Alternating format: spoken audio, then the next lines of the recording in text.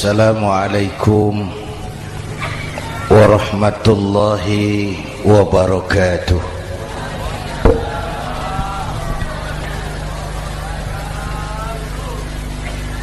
Alhamdulillahi wa kafa, wassalatu wassalamu ala sayyidina Muhammadin al-Mustafa wa ala alihi wa ashabihi ahli sidki wal wafa, amma ba'd. Para ulama,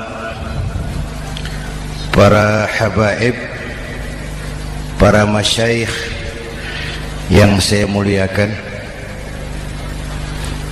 yang terhormat Bapak Kapolres dan Bapak Dandim, Sahibul Bait, segenap keluarga besar Pondok Pesantren Raudhatul Muta'allimin Al-Aziziyah, bapak-bapak, ibu-ibu, hadirin hadirat ma'asyiral muslimin yang saya cintai.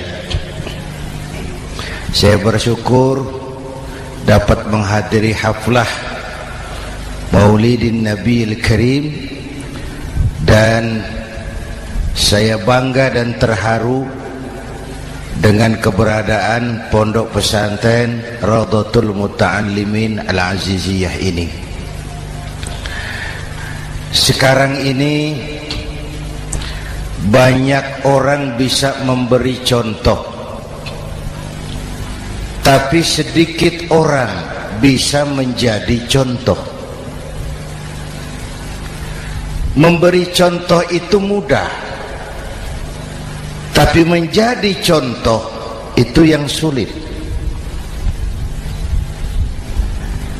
Oleh karena itu, pada kesempatan ini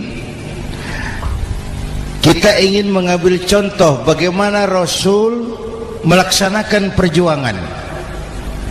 Apa modal utamanya? Saya sampaikan 3 sajalah, mudah-mudahan selesai 10 menit. Yang pertama, modal utama perjuangan baginda Rasul adalah akhlakul karimah. Memperbaiki akhlak dengan akhlak. Oleh karena itu, surah Madu sudah selesai. Dari dan ke Madura jadi lebih mudah. Bahkan Madura akan jadi daerah industri. Tetapi yang kita ingin, Madura tetaplah Madura. Akhlak tidak boleh berubah. Zaman boleh berubah, akhlak tidak. Masa boleh berganti, tapi keyakinan tidak boleh mati. Nah, soalnya adalah kepada siapa kita harus berakhlak. Kita itu kan harus berakhlak kepada 2. Kita harus berakhlak pertama kepada Allah. Ini yang terpenting. 13 tahun Rasul berjuang di Mekah hanya memperbaiki akhlak kepada Allah, menanamkan tauhid, meluruskan akidah, membangun keyakinan. 13 tahun di Mekah itu, dengan perhitungan kalau fondasi kuat, bangunan aman. Kalau fondasi melenceng, bangunan bengkok. Kalau fondasi rapuh, bangunan runtuh. Bangunan bagaimana fondasinya, orang hidup bagaimana imannya. Kekuasaan dan jabatan baru ada manfaatnya kalau dipegang tangan orang beriman. Kalau tidak, yang muncul Fir'aun. Harta baru terasa manfaatnya kalau dipegang tangan orang beriman. Itulah sebabnya bangsa kita ini bukan cuma perlu orang pintar, kita perlu orang benar. Bahkan di masyarakat lebih baik benar tidak terlalu pintar ketimbang pintar tapi tidak benar.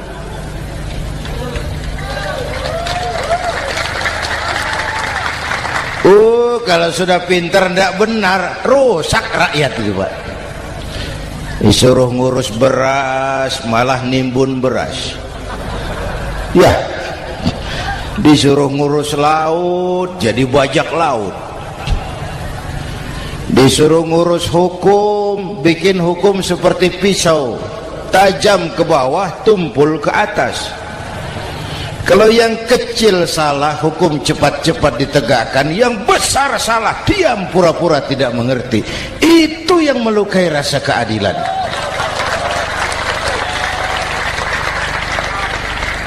Mulai dari akhlak kepada Allah. Bagaimana cara berakhlak kepada Allah? Caranya dua. Pertama, jangan menyekutukannya dengan sesuatu pun. Yang kedua, jangan menyembah kecuali hanya kepadanya. Itu akhlak kepada Allah. Konsisten, disiplin. Saya bersaksi tiada Tuhan selain Allah, maka saya tidak akan menyembah kecuali hanya kepada Allah. Saya tidak akan takut kecuali hanya kepada Allah. Saya tidak akan minta tolong kecuali hanya kepada Allah. Saya tidak akan melarikan persoalan kecuali hanya kepada Allah. Saya bersaksi Nabi Muhammad utusan Allah, Nabi terakhir. Tidak ada Nabi sesudah Nabi Muhammad. Harga mati, titik. Disiplin. Ada yang mengaku jadi Nabi, wajib tidak percaya. Disiplin. Sekarang ini kan bangsa kita disiplinnya lemah. Korupsi agak sulit diberantas karena pejabat kita takut atasan tapi nggak takut Tuhan.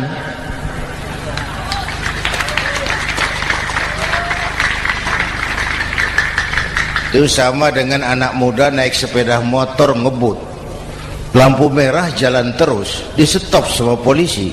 Break. Iya Pak. Minggir. Siap. SIM ada Pak. SNK ada Pak. Tahu kau lampunya merah? Tahu Pak. Kenapa lewat terus? Saya nggak tahu, ada bapak. Itu disiplin kita. Tenang benar jawabnya, kayak orang nggak salah itu.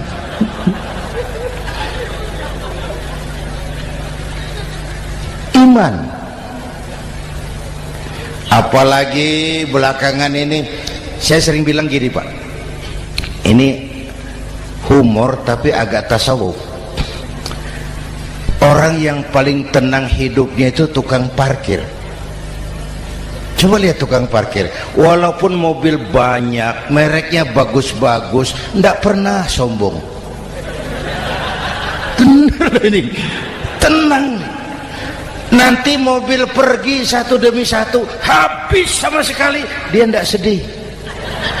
Tenang. Mobil banyak tidak sombong, mobil habis tidak sedih. Apa rahasianya? Ternyata, ini tasawufnya di sini. Tukang parkir tidak merasa memiliki, tapi merasa dititipi. Wah, itu. Siapa saja yang merasa memiliki, bersiaplah kehilangan, dan itu menyakitkan. Tapi kalau merasa dititipi, jabatan, harta, anak, istri, semua titipan, hiduplah seperti tukang parkir.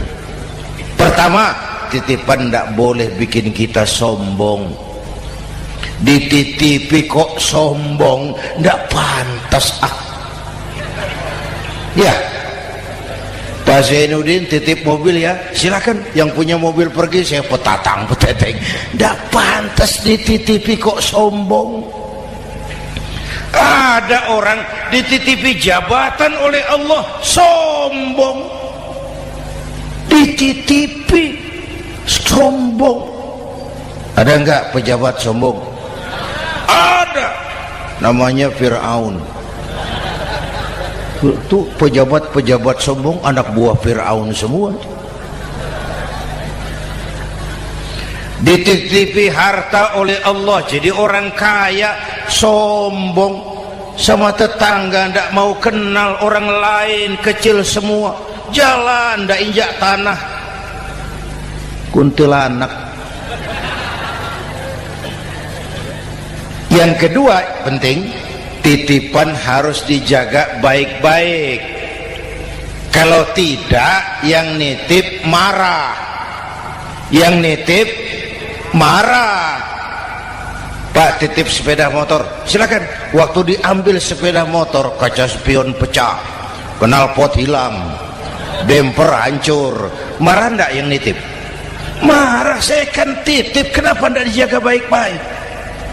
Dititipi harta oleh Allah jadi orang kaya supaya bangun pesantren, bela yatim, santuni yang lemah. Pelitnya 17 setan. Yang nitip marah. Dititipi jabatan oleh Allah isinya korupsi saja, yang nitip marah. Nah, saya mau kasih lihat sekarang. Allah titip Indonesia. Allah titip Indonesia. Hai rakyat, ini Indonesia, aku titip, kata Allah. Sebentar, ada meja mau naik. Silakan, Mas. Iklan. Ya, terima kasih. Jangan disangka kalau disediakan air teh pidatonya jadi lama. Dekorasi ini kok. Sampai mana tadi? Hai rakyat, ini Indonesia, aku titip, kata Allah. Ini negara besar dan kaya. Titipan ini ditebus dengan keringat, air mata, darah, dan nyawa. Ini bedanya. Malaysia memang merdeka, tapi diberi Inggris. Singapura merdeka, diberi Inggris. Indonesia merdeka, keringat, air mata, darah, dan nyawa. Ini negara aku titip, kata Allah. Ini negara besar dan kaya. Buminya subur. Di atas perut buminya segala tanaman hidup. Di bawah perut buminya ada gas, minyak, batu bara. Lautnya kaya, hutannya kaya. Kekayaan negeri ini harus digunakan bagi sebesar-besar kemakmuran rakyat. Itu amanat konstitusi. Disalahgunakan, dikorupsi, yang nitip marah. Yang nitip marah. Kalau dia marah, dia suruh makhluknya yang lain negur. Siapa? Merapi, Bromo, anak Krakatau. Itu Merapi demo, Pak. Kalau kita rakyat demo, anak buahnya Pak Danres turun. Tapi kalau Merapi demo, siapa yang mau ngatasi? Mbak Marijan. Selesai. Sekarang Mbah Marijan sudah kumpul sama Mbah Surip di alam barzah, dia sudah ketemu dia. Kata Mbah Surip, tenang Mbah Marijan, tak gendong, aman sudah. Aman sudah. Saya mau bilang Merapi itu makhluk, Krakatau itu makhluk, Bromo itu makhluk. Tidak mungkin makhluk bergerak dengan sendirinya, pastilah ada yang menggerakkan. Maka baik-baiklah sama yang bikin angin supaya bertiupnya sesuai keperluan. Baik-baik dengan yang bikin air supaya datangnya sesuai kebutuhan. Baik-baik sama yang bikin gunung supaya meletusnya pelan-pelan.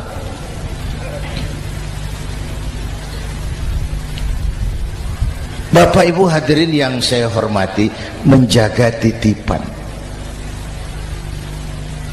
Jangan menyembah kecuali hanya kepadanya. Jangan menyekutukannya dengan sesuatu pun. Ayo, saya ngobrol kita. Bapak Ibu hadirin yang hadir di sini ini, kita ini semua hamba Allah apa bukan? Hamba Allah. Kata siapa? Kata kita. Kalau kata kita, namanya ngaku. Ngaku itu boleh dan murah. Apa diakui? Kita belum tahu. Ya, kan baru kata kita itu. Dan tidak otomatis kalau kita bilang, saya ini hambamu ya Allah, lalu Allah jawab, iya ya. Tidak, wong itu kan kata kita.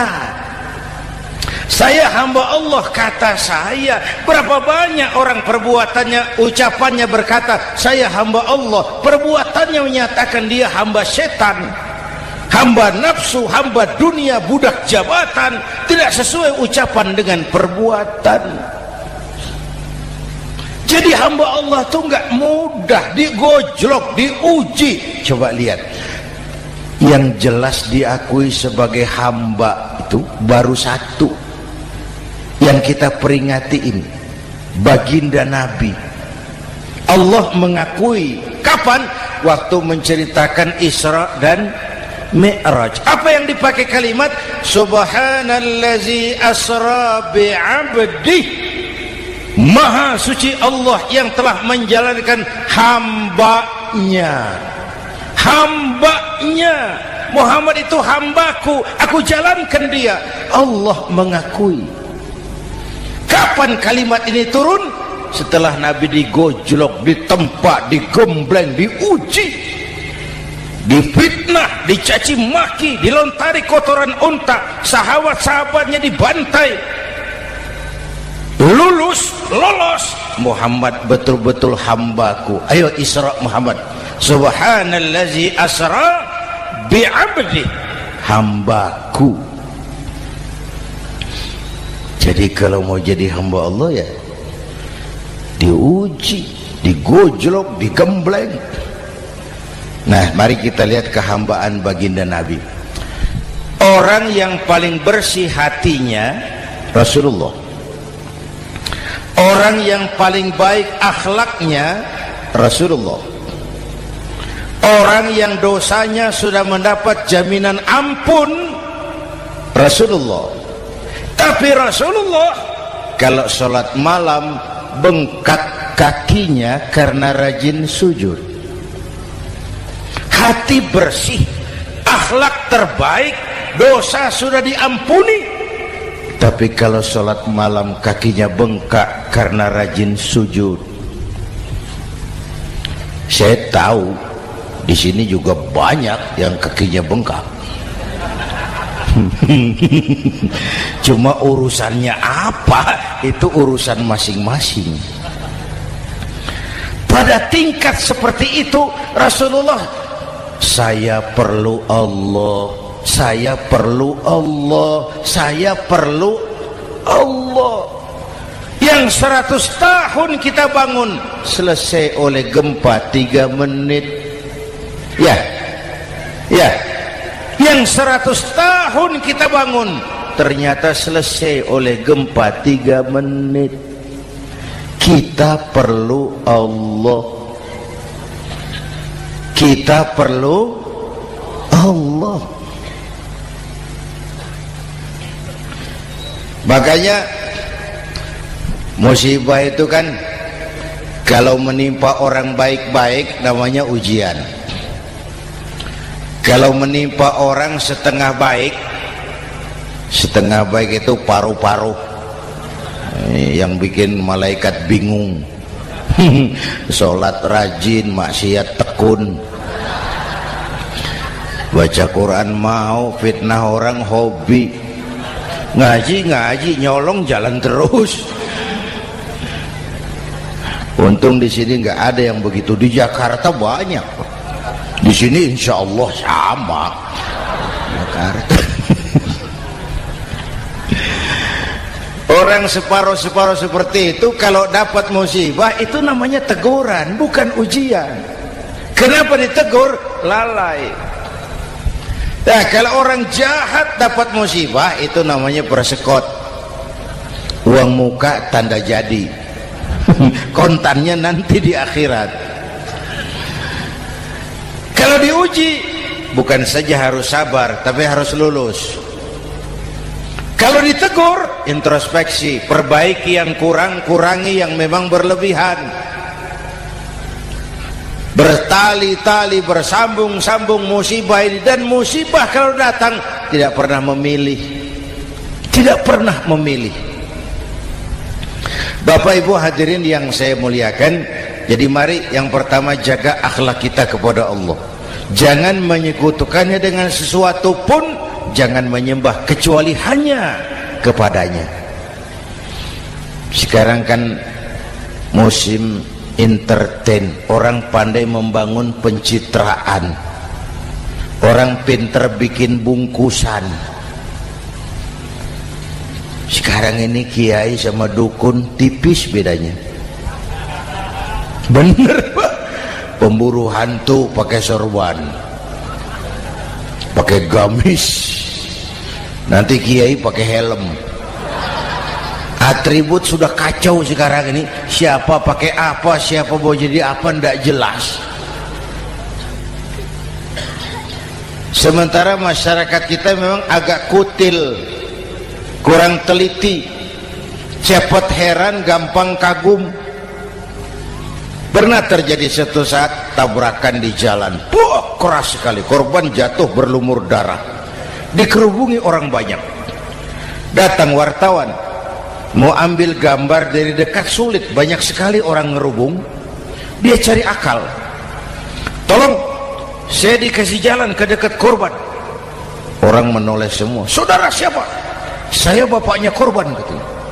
Dia mengaku bapaknya korban. Ya orang minggir semua, minggir, ada bapaknya korban. Orang minggir semua, dia maju ke depan korban.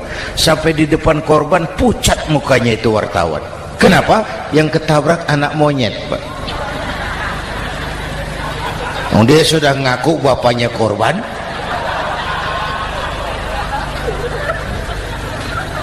Ini cerita pendek tapi pesannya dalam. Kalau belum kenal benar jangan cepat-cepat ngakui. Ya, rakyat harus cerdas sekarang ini. Emas pasti kuning, benar itu? Apa semua yang kuning pasti emas? udah cerdas lah itu, udah cerdas lah itu. Hati-hati, ini zaman pencitraan. Orang pandai bikin bungkusan.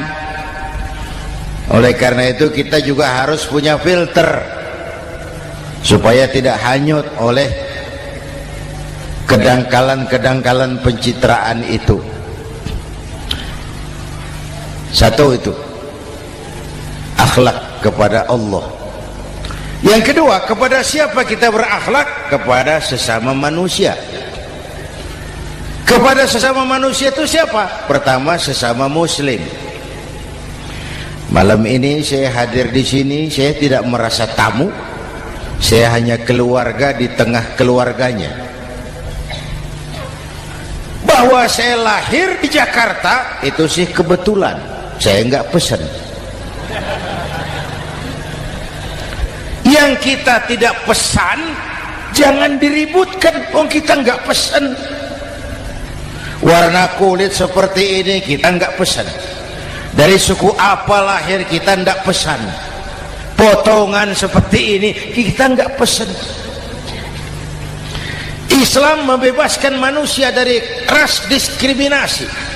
Pada waktu yang bersamaan Islam mengangkat harkat, derajat, martabat kaum wanita. Ini kasihan dari tadi nggak diajak ngomong nih. Pada waktu yang bersamaan Islam mengangkat harkat, derajat, martabat kaum wanita. Tuh, ibu-ibu mestinya lebih terima kasih sama Rasulullah. Sebelum Rasulullah datang, nasib perempuan menyedihkan, dilecehkan, harganya murah. Sebelum Rasulullah datang, murah. Sebelum Rasulullah datang, murah. Coba lihat wanita sebelum Islam, sedih, dilahirkan hanya untuk melahirkan, alat pemuas nafsu. Kalaupun berperan, peranannya cuma segitiga, dapur sumur kasur, kasur sumur dapur. putar-putar di situ saja, tidak usah di Arab, dunia. Di Jawa, raja-raja Jawa sebelum kenal Islam seenaknya ngumpuli perempuan kan, selirnya yang 30, 50. Sultan-sultan di Turki piara harem ratusan orang perempuan. Kaisar terakhir dinasti Ming Cina bangun istana 1000 kamar, istrinya 1000. Innalillahi wa inna. Itu saya coba pikir, raja kalau istrinya 1000, kapan pakai kolor itu raja?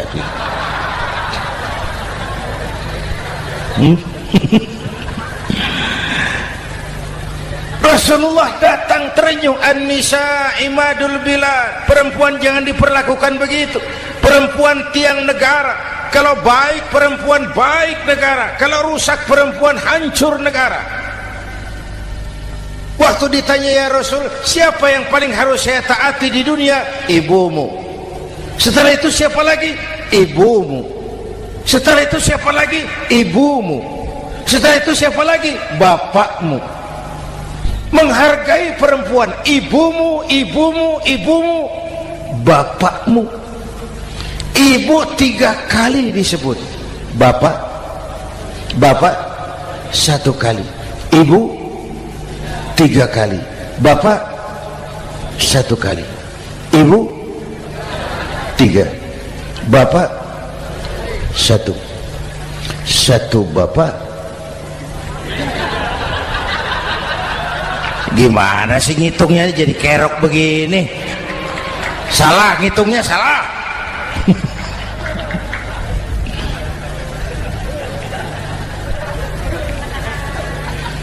Lalu dicairkan kehidupan kemasyarakatan di masjid.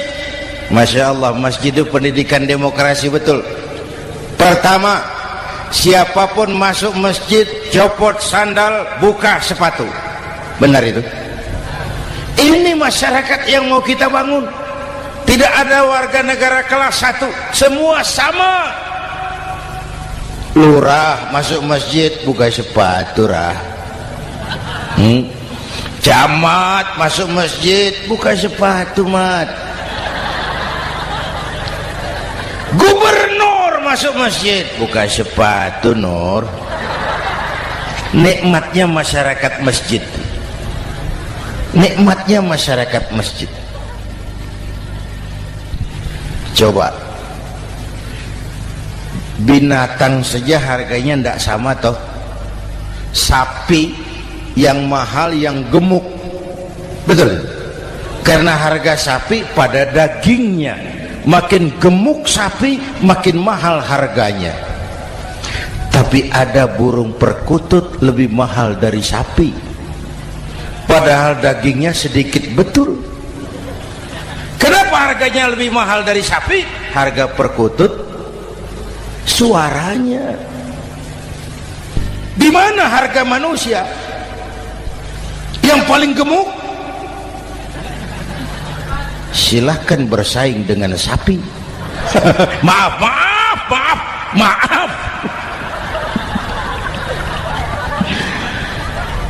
Inna akramakum indallah atqakum. Masyarakat masjid sudah copot sandal, buka sepatu, sudah masuk ke dalam sholat berjamaah. Kalau sudah ke dalam sholat berjamaah, tidak pernah kita usil dari mana orang datang, yang penting kemana dia menghadap. Itu masyarakat masjid. Dari mana kamu? Dari kidul, Pak, madhab ngulon. Kamu dari mana? Dari lor, Pak, madhab ngulon. Kamu dari mana? Dari kulon, madhab ngulon juga. Ini kan konsep Bhinneka Tunggal Ika. Dari manapun orang datang, apapun warna kulitnya, dari suku apapun ia dilahirkan, kalau akidahnya sama, itu saudara kita. Lalu sholat berjamaah. Apa itu? Hidup bermasyarakat, berbangsa dan bernegara. Harus ada imam, harus ada makmum. Kenapa? Ini saya harus agak hati-hati ya, pakai sarung angin ini. Apa tadi ngomong apa saya? Salat berjamaah, bermasyarakat, berbangsa dan bernegara. Ada imam, ada makmum. Siapa makmum? Kita ini rakyat. Siapa imam? Para pemimpin negara. Apa bedanya? Imam harus dipilih. Makmum nggak usah. Coba baca kitab fikih yang setebal apapun, nggak ada bab pemilihan makmum. Nggak usah, makmum nggak usah dipilih. Orang buta boleh jadi makmum, orang bisu boleh jadi makmum, tukang mabuk boleh jadi makmum, tapi tidak tiap orang boleh jadi imam. Imam harus dipilih. Siapa yang jadi imam? Pertama, a'lamuhum, orang yang paling alim di kampungmu angkat jadi imam. Yang paling alim, bukan yang paling tua.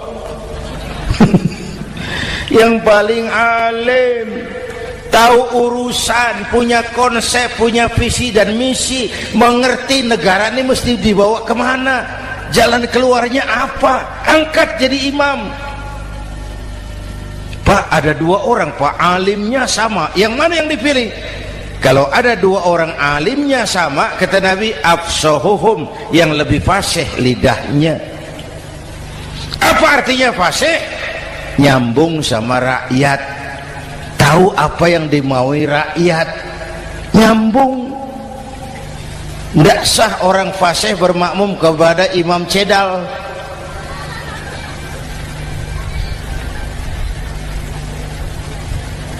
Kenapa Bu? Nyambung. Capek kalau punya imam gak nyambung sama makmum. Makanya kalau sudah jadi imam, pesan Nabi apa? Idza amma ahadukumun nasa falyukhaffif. Kalau kamu jadi imam, ringankan sholat kamu, jangan terlalu panjang. Itu makmum tidak sama kekuatannya. Ada yang tua renta, diri saja sudah gemetar. Ada makmum yang punya darah tinggi, kalau sujud lama kepalanya sakit. Ada makmum yang sudah janji habis sholat mau terima uang. Jangan kalau sudah jadi imam di kota, sholat isya berjamaah, rakaat pertama selesai Fatihah, Yasin, bubar makmum itu. Jadi imam jangan terlalu lama. Kayak Husni Mubarak tuh, kelamaan jadi imam, 30 tahun, rakyat capek.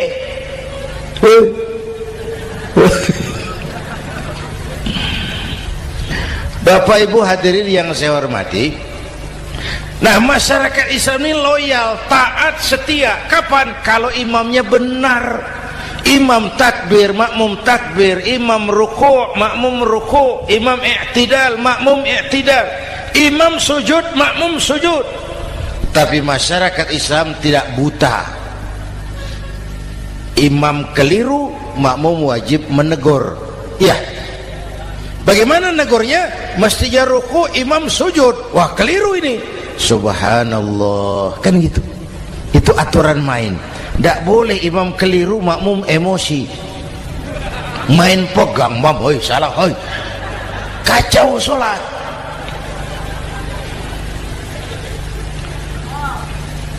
Imam buang angin,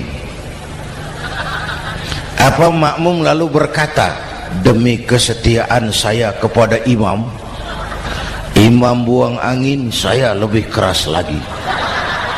Goblok. Iyyaka na'budu wa iyyaka nasta'in. Sampai situ imam buang angin, minggir. Tidak usah ribut. Yang di belakang satu orang maju ke depan, lanjutkan pekerjaan imam. Yang penting imam tahu diri, buang angin, minggir. Ini negara rusak karena imam sudah buang angin. Tenang aja, kayak orang nggak salah gitu loh.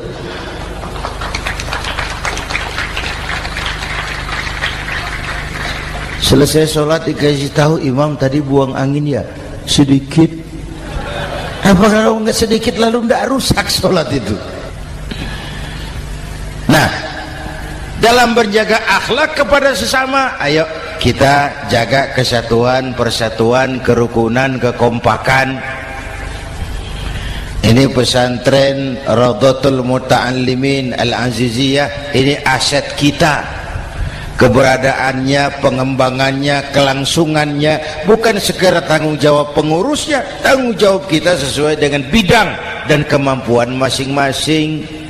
Yang punya jabatan bantu dengan wewenangnya, yang punya harta bantu dengan uangnya, yang punya tenaga bantu dengan tenaganya, yang bisa doa bantu dengan doanya, yang tidak bisa apa-apa bantu dengan diam.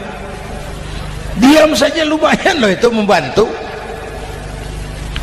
Bapak Ibu hadirin yang saya hormati, saya ingat almarhum Panglima Besar Sudirman pernah bilang, kamu itu kalau mau menang harus kuat, kalau mau kuat harus bersatu, kalau mau bersatu hidupkan semangat silaturahmi.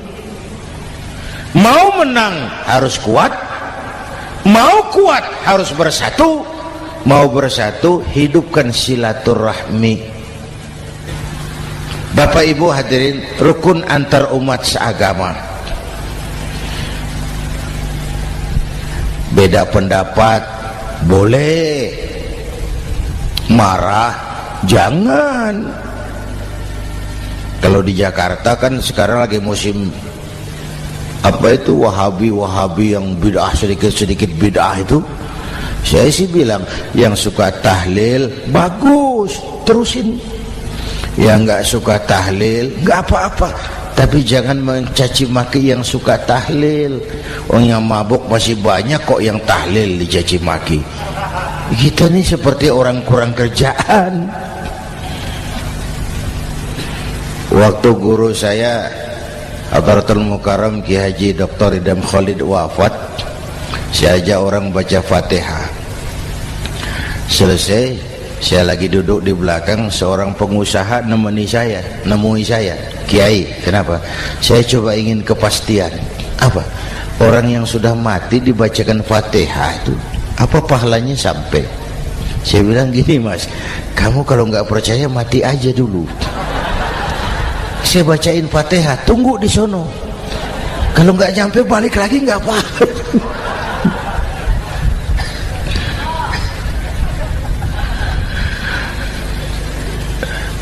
Depan rumah saya itu ada masjid, Pak, pakai beduk seperti itu.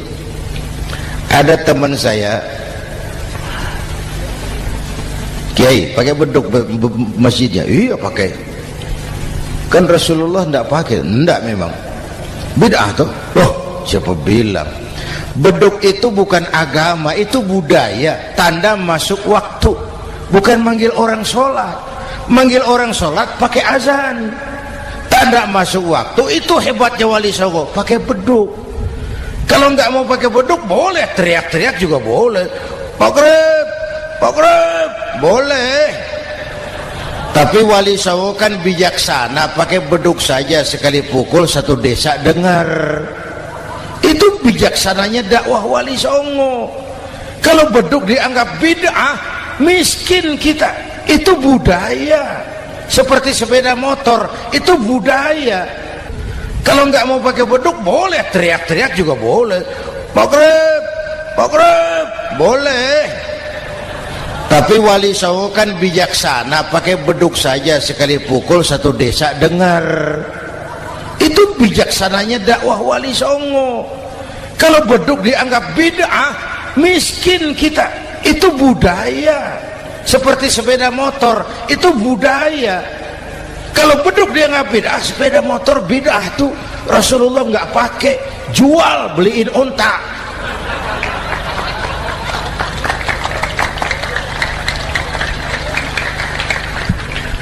Ayo cari persamaan, jangan memperbesar perbedaan.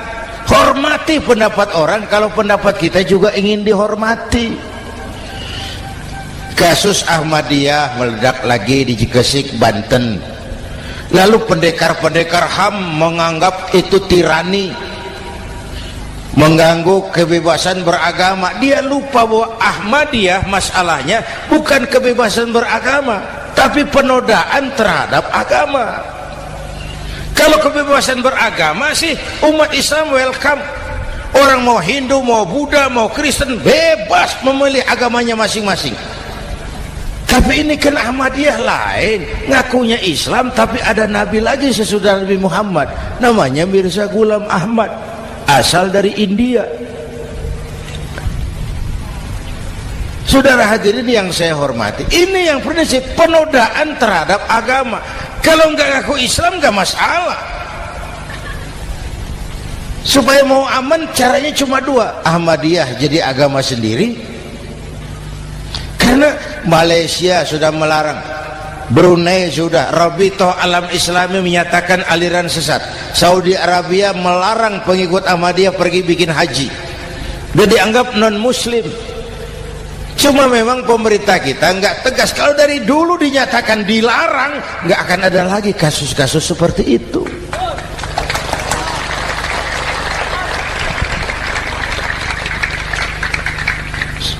Nah, selain itu kita umat juga harus disiplin.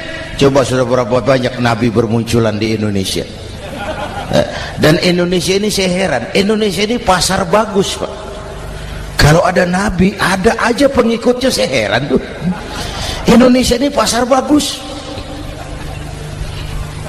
Ada Ahmad Musaddiq Al-Qiyadah, jadi nabi. Konsultan bulu tangkis jadi nabi. Dapat wahyunya di Bogor. Ditangkap polisi 4 tahun. Muncul lagi di Bandung, namanya Sayuti, tukang cukur, ngaku dapat wahyu jadi nabi, ditangkap polisi lagi 2 tahun. Di Malang Ustadz Roy, ya sebenarnya petinju, dia masuk Islam, mu'alaf, belajar Islam tidak pakai guru, diutak-atik ayat Quran. Sholat kita harus mengerti artinya, maka sholat boleh pakai bahasa masing-masing. Ramai masjid. 2 tahun penjara. Di Jakarta muncul lagi Lia Edan, ngaku Jibril, ditangkap juga oleh polisi. Kita salut sama polisi kita lah, bukan cuma teroris, Jibril ditangkap Pak Kapolres. Saya bilang sama teman-teman polisi, untung dia ngaku Jibril, Pak. Coba kalau dia ngaku Israel, lebih gawat itu.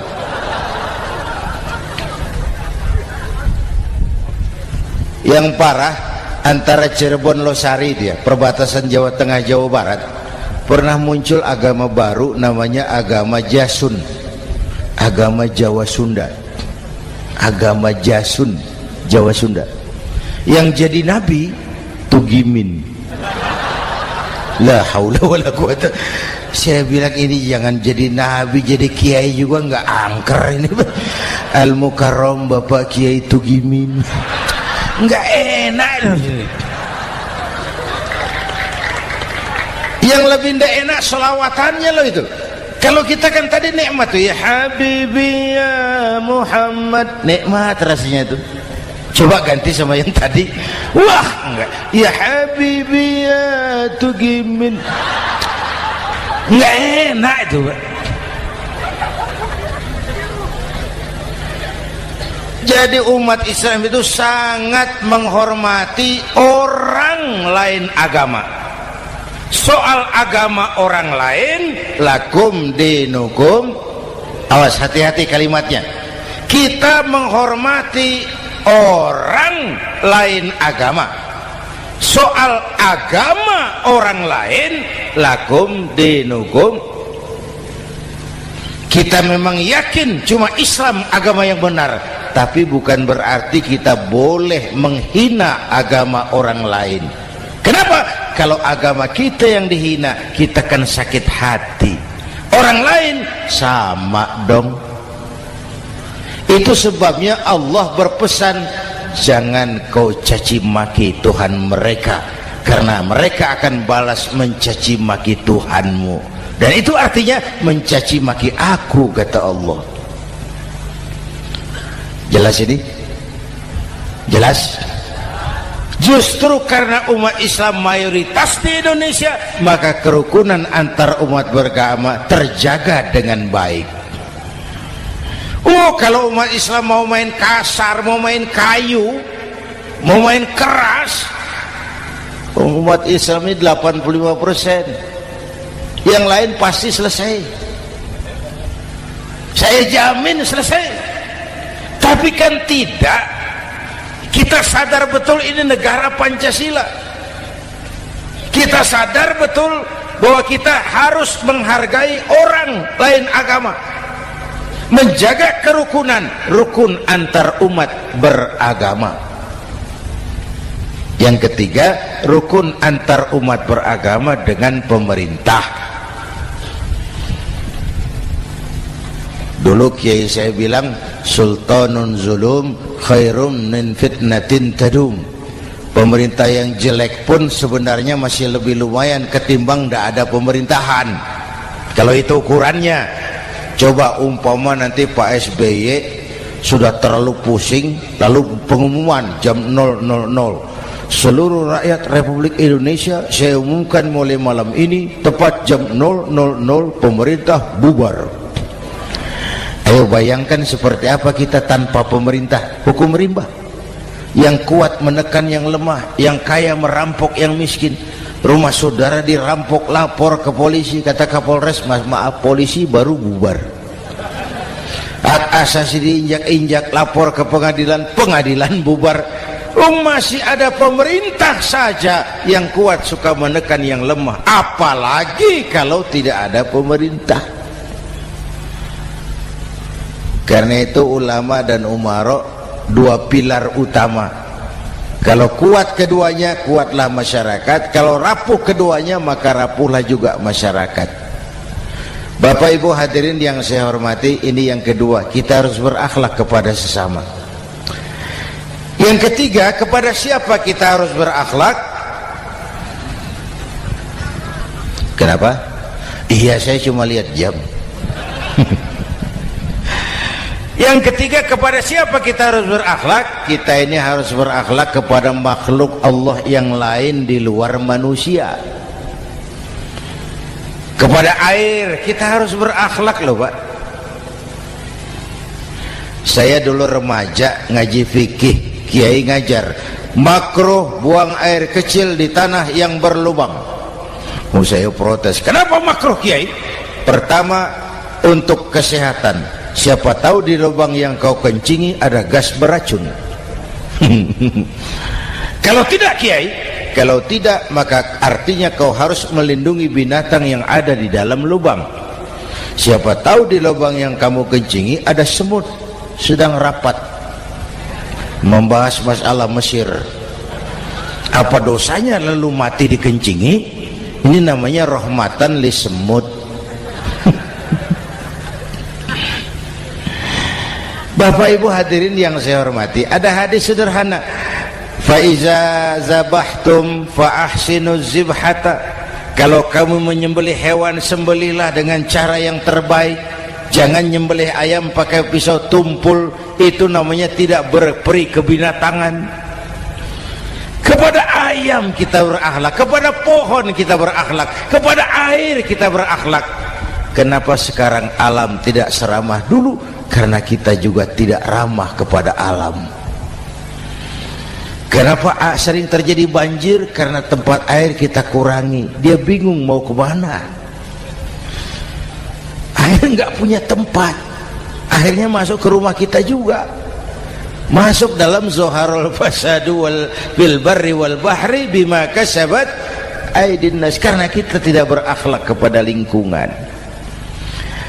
Bapak Ibu hadirin yang saya hormati, jadi itu yang pertama, modal utama perjuangannya akhlakul karimah. Mau sukses, utamakan akhlak. Industrialisasi boleh terjadi di Madura, jalan berhotmik licin, oke, listrik masuk desa, alhamdulillah, tapi akhlak jangan berubah, akidah jangan goyah.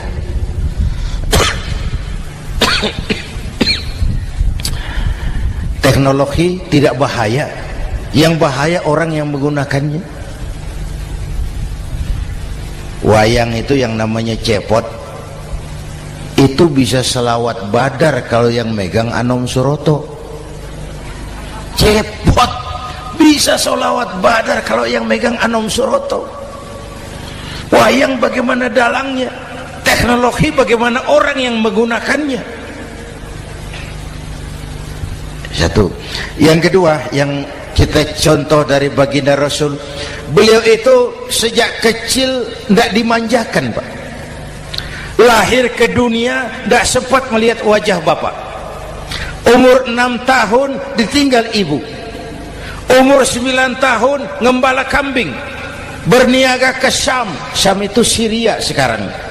Umur 9 tahun bisnis lintas negara dari Saudi ke Syria. Remaja tidak dimanjakan, kerja keras, peras keringat, banting tulang. Tidak ada pekerjaan halal yang hina. Lahir pribadi yang tegar, mental yang tahan banting, manusia yang tidak cengeng karena sejak kecil ditempa oleh kesulitan.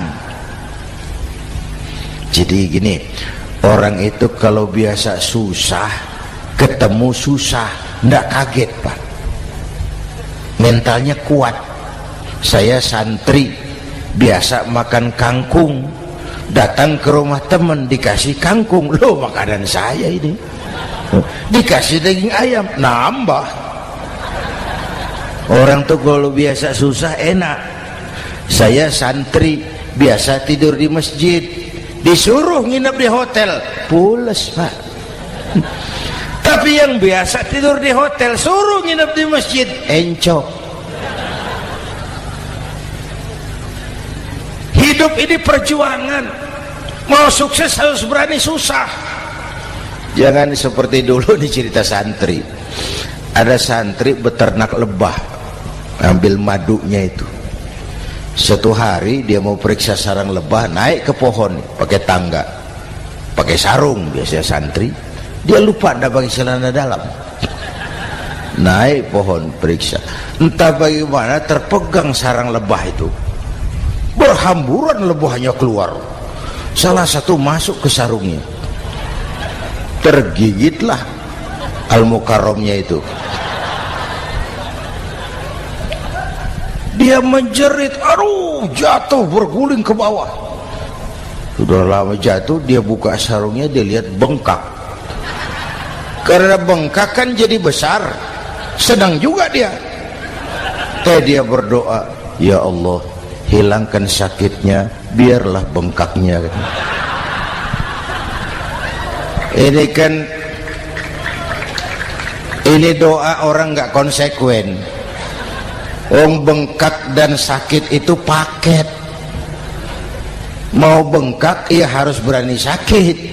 Masa sakitnya bengkaknya mau, sakitnya nggak mau. Itu satu itu. Yang kedua, kita ini sering kalau punya cita-cita sering seperti rapat tikus. Satu hari sekelompok tikus rapat paripurna tikus untuk mengantisipasi bahaya kucing. Bagaimana supaya kucing itu jangan lagi mengganggu kita? Akhirnya ada yang mengusulkan begini, bagaimana kalau di leher kucing kita gantungkan lonceng, supaya kalau dia datang dari jauh suaranya sudah kedengaran dan kita bisa lari menyelamatkan diri. Wah, cerdas dia. Setuju, setuju semua. Setuju, bagus. Nah, oke. Waktu pembicaraan dilanjutkan, tikus mana yang mau menggantungkan lonceng ke leher kucing? Rapat bubar.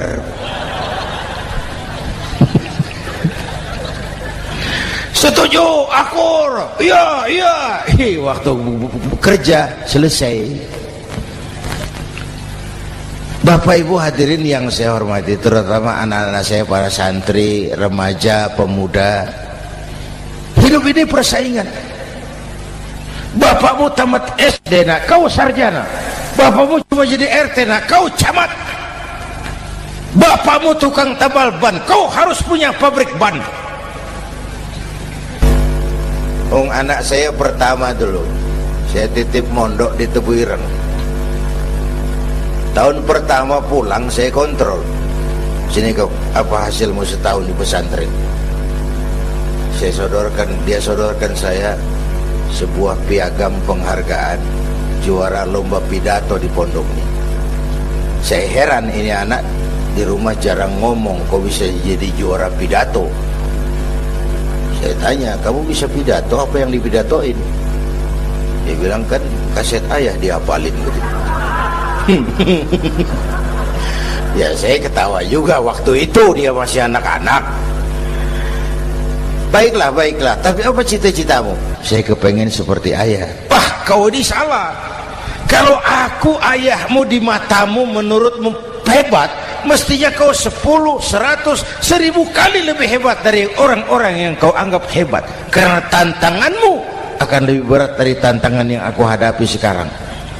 Kalau kau sama dengan aku, kau ditinggalkan zaman karena kau tidak mampu menjawab tantangan zamanmu. Bapak Ibu hadirin yang saya hormati, persaingan tajam, tantangan makin berat. Oleh karena itu diperlukan semangat yang dicontohkan Nabi. Kerja keras, peras keringat, banting tulang.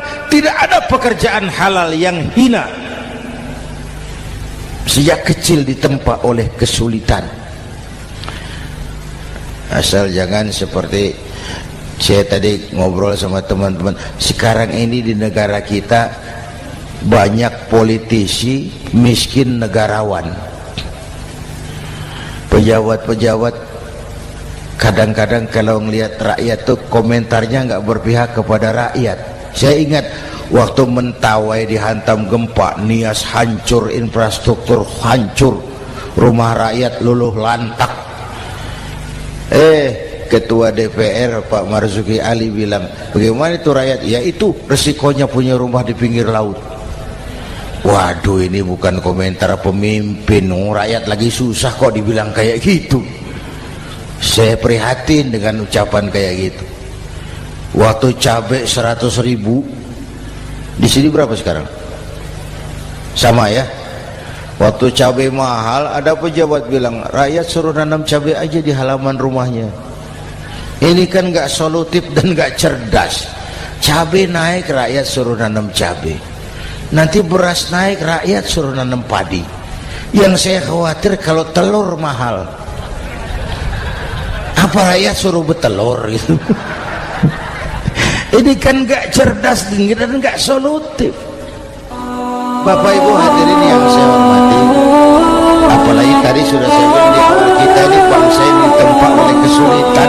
Mau merdeka saja dengan keringat, air mata, darah dan nyawa. Kita tidak boleh cengeng menghadapi kesulitan ini. Tegar, tahan uji, tahan banting, dan seterusnya. Itu hal yang kedua.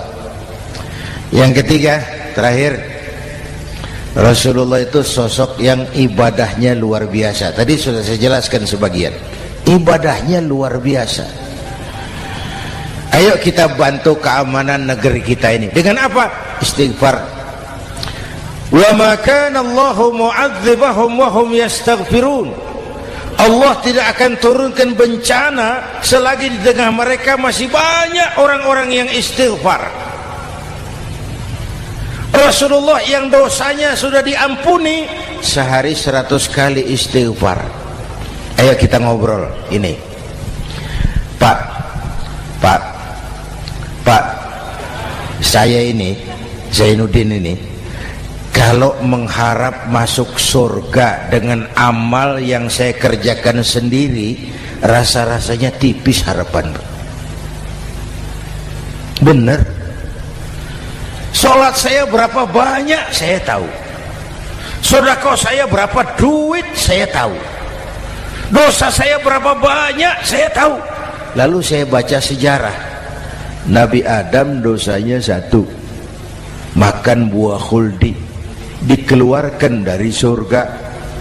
Nabi Adam dosanya 1, dikeluarin. Kita dosanya banyak, kepengen masuk. Ini nggak nyambung ini. Nabi Adam dosanya 1, dikeluarin dari surga.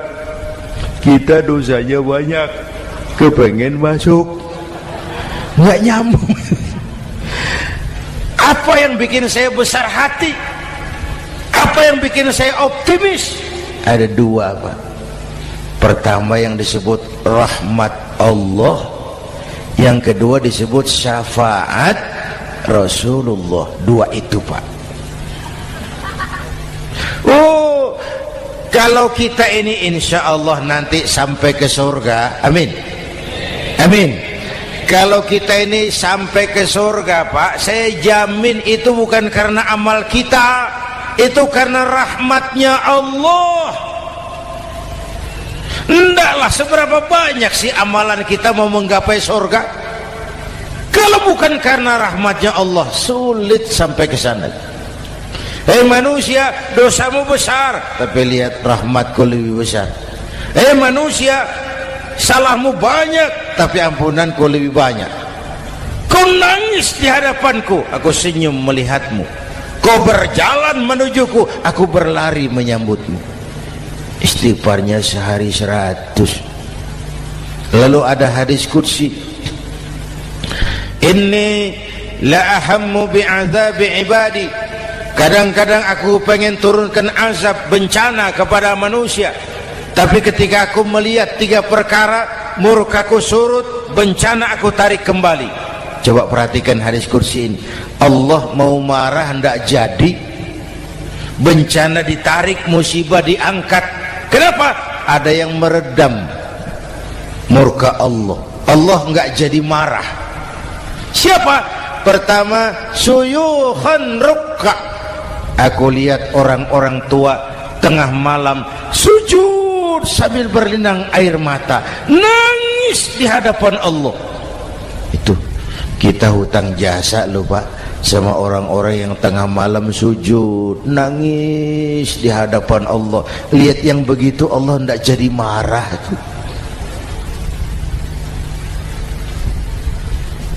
Saya tahu bapak-bapak ini, ibu-ibu kan suaminya sering bangun tengah malam ya, Bu. Kencing. Bikin bingung malaikat. Sudah mau ditulis tahajud, kencing doang. Kata malaikat, sialan, hampir salah tulis.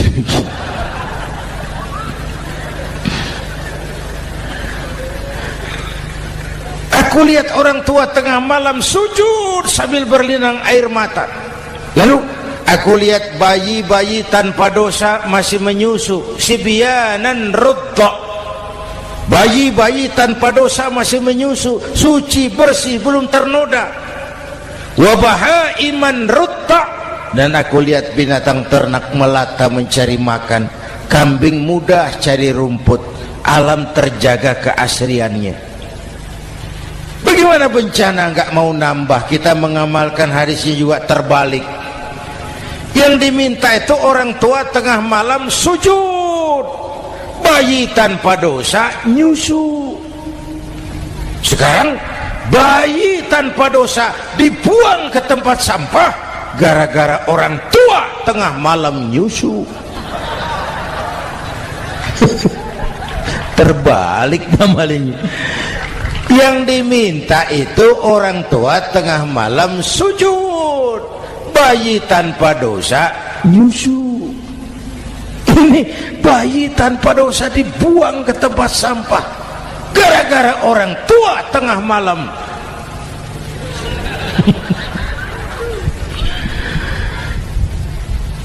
Bapak Ibu hadirin yang saya hormati, rahmat Allah kita perlu. Yang kedua, syafaat Rasulullah. Mari saya cerita syafaat sedikit.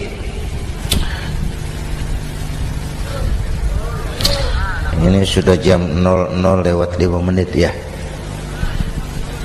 Ini kalau hitungan Indonesia ini sudah ganti hari, Pak. Jadi inilah ceramah terpanjang di dunia. Bayangkan saya pidato dari hari Selasa sampai hari Rabu.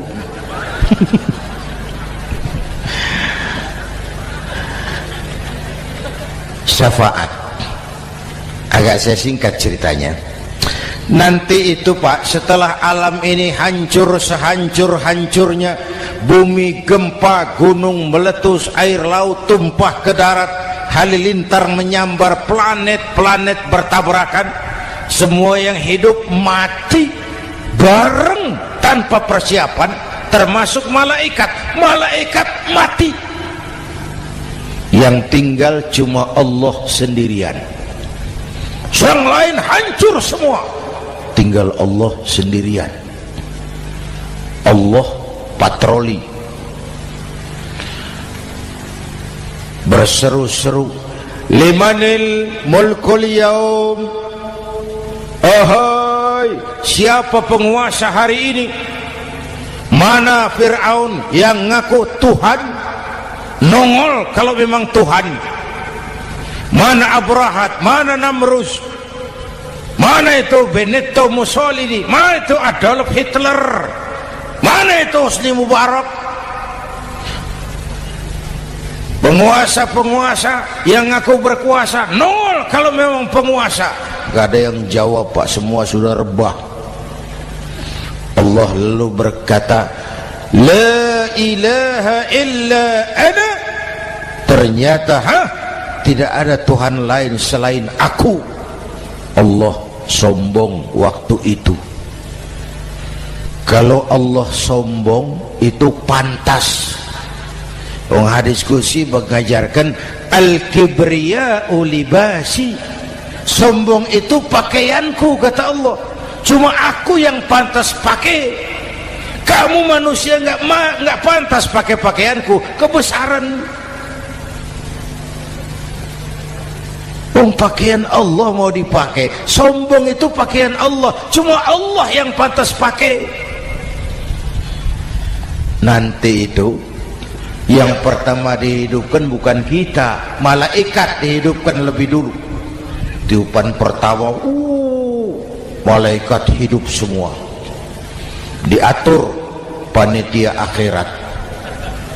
Yang nyambut tamu siapa, yang pimpin marawis siapa, Malik siap, sediakan neraka.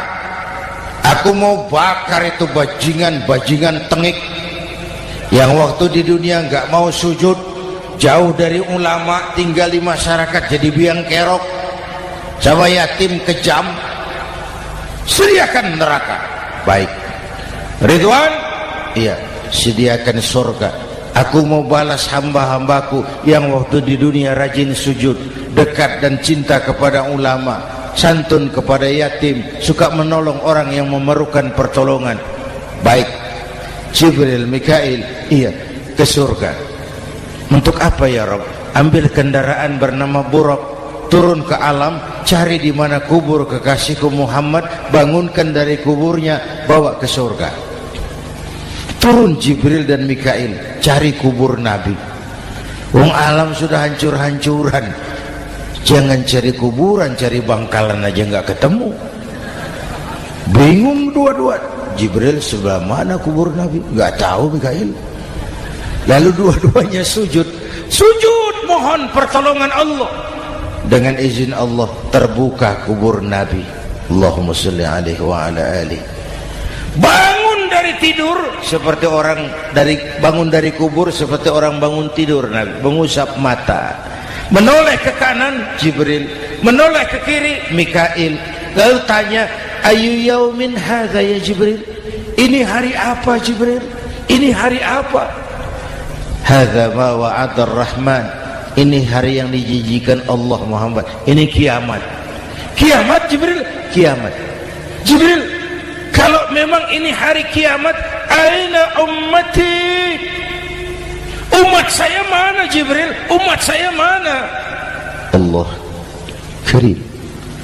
Belum pernah saya lihat di dunia ada satu pemimpin yang begini besar cintanya kepada umatnya seperti baginda Rasul.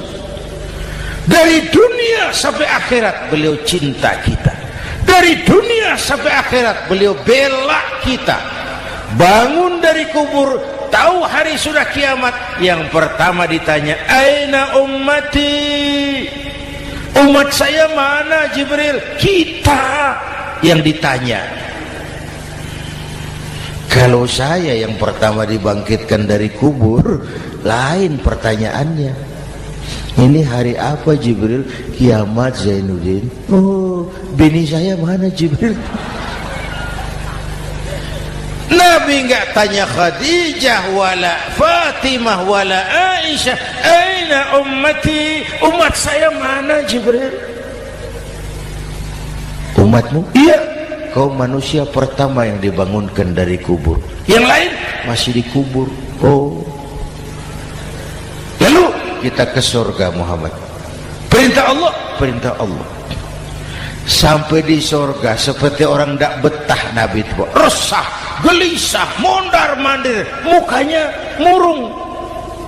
Yang punya surga kan negur, Muhammad, labbaik ya Rabb. Tidak enak di surga ya? Enak. Kok kamu seperti orang nggak kerasan gitu loh, resah, gelisah. Kenapa? Saya teringat umat saya ya Allah. Umat saya bagaimana nasibnya? Iya, saya sudah enak di DPR. Salah. Saya sudah enak di surga, gaji cukup, kursi empuk, dapat mobil dinas. Nggak. Umat saya yang waktu kampanye kepanasan itu gimana nasibnya tuh?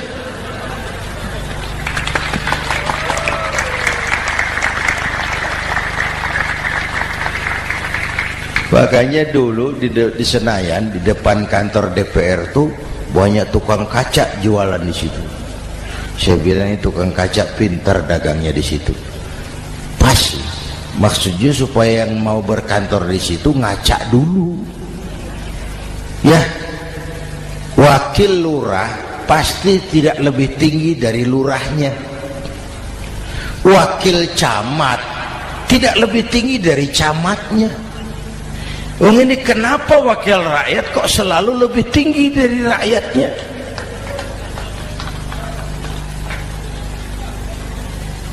Kan yang memberikan mandat kita rakyat. Kemerdekaan bertujuan mengantarkan rakyat ke gerbang kesejahteraan. Lalu rakyat mempercayai tugas itu kepada pemerintah dan wakilnya di DPR.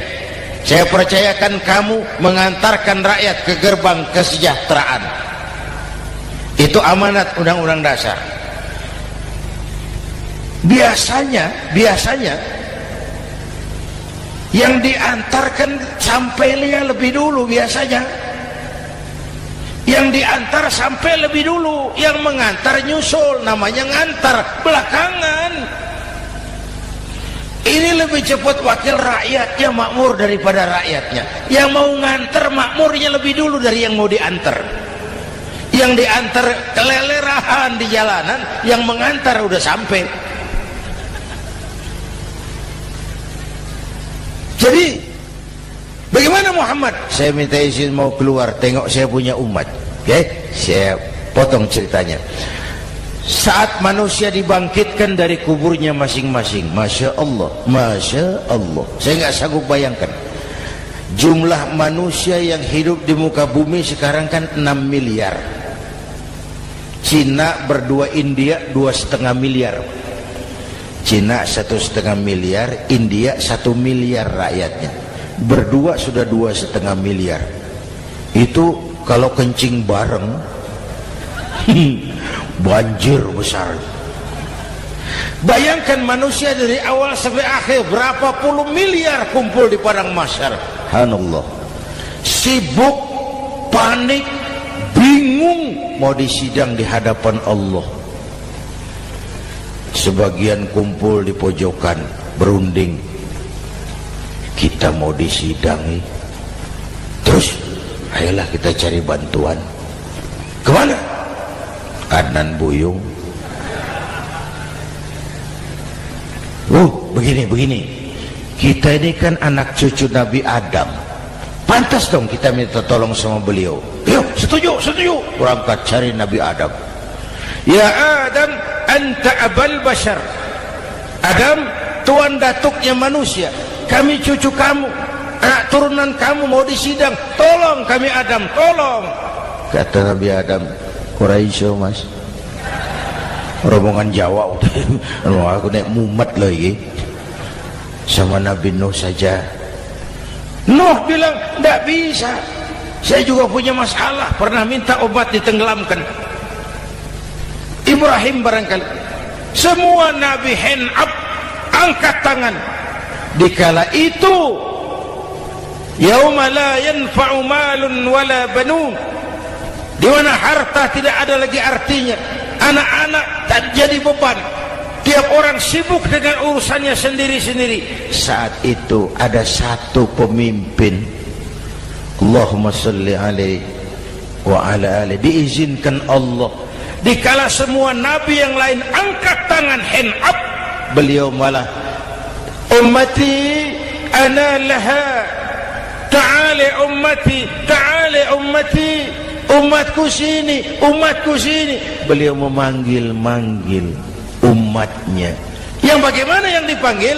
Ada hadis, inna ummati ya'tuna yaumal qiyamah ghurran muhajjalin min atharil wudu. Umatku besok di akhirat datang menghadap Allah dengan muka bersinar-sinar karena sering wudu. Sering wudu kan sering sujud. Masa cuma wudu tapi enggak sujud? Itu nanti enggak usah mengaku Rasul yang panggil, sini umatku. Tapi kalau muka enggak pernah wudu, enggak pernah sujud, merangkak di depan Nabi, saya umatmu ya Rasul. Kata Nabi, umat saya enggak ada yang kumbal gini. Dikala itu beliau berkenan memberikan syafaat. Syafaat itu saudara-saudara, saya pakai sarung, sobek sedikit, syafaat itu nambeli itu loh. Salat saya kurang sedikit, sedekah saya campur riak sedikit, puasa saya tidak ikhlas sedikit, ditutup dengan syafaat. Saya mau dagang, perlu modal 20 juta, saya punya uang 15 juta, yang 5 juta syafaat. Jadi harus ada modal. Kalau sholat tidak pernah, sedekah tidak pernah, lalu syafaatnya dari mana? Yang dapat tambelan itu yang punya sarung bolong, punya sarung sobek, ditambal dengan syafaat. Lah kalau tidak ada sarung, apa yang mau ditambal? Ya. Nah, mudah-mudahan kita semua mendapat rahmat Allah dan mendapat syafaatnya Rasulullah Sallallahu Alaihi Wasallam. Bapak Ibu hadirin, sudah 7:30 lewat 4 jam. Saya pun kangen, tapi hari sudah larut. Insya Allah lain kesempatan kita jumpa lagi. Terima kasih kepada Al-Mukarramun, para ulama, para habaib, pengasuh pesantren Raudhatul Muta'allimin Al-Aziziyah, dan semua yang hadir. Mudah-mudahan yang saya sampaikan ada manfaatnya. Usikum wa iyaya bitaqwallah. Aqulu qawli hadza fa astaghfirullahal azim li wa lakum. Wassalamu alaikum warahmatullahi wabarakatuh.